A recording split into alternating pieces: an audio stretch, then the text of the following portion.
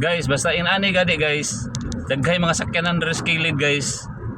Nagparking ano mga 10 wheelers.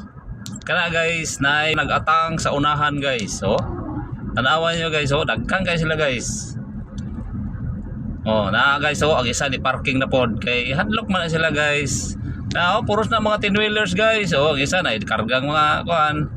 Na may unahan guys, nagatang. Basta inani gani guys. Lagi bantay mo na guys kay pungin mo.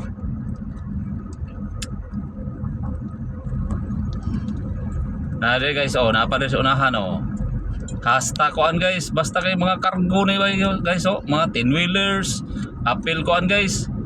Kaning mga gasolina sa ni. Tanker na naistugo na mga motor. Pakita nyo guys, na yung mga motor nag-standby na sila sa kilid guys kay hadlock mo na sila madakpan. Tanaw na to ay buliko guys.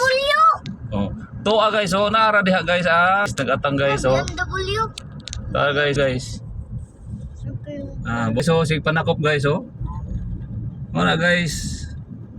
Tapos pikas guys, Tapos pikas, Hadlock na sila guys, dakpan guys, kay dako kay multa. Grabe kadaghan kay na sila, Daghan kay guys, nagkuan. Adlock nga dakpan pagkaraghan nga linya guys.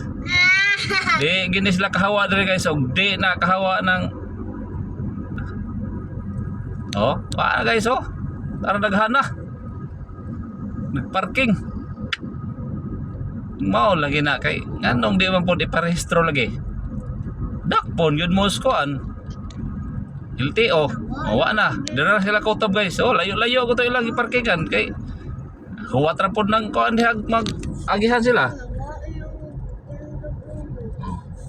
Mo to guys, akong vlog nga bahin sa kining mga di magparehistro dagi sakyanan dakpon yun.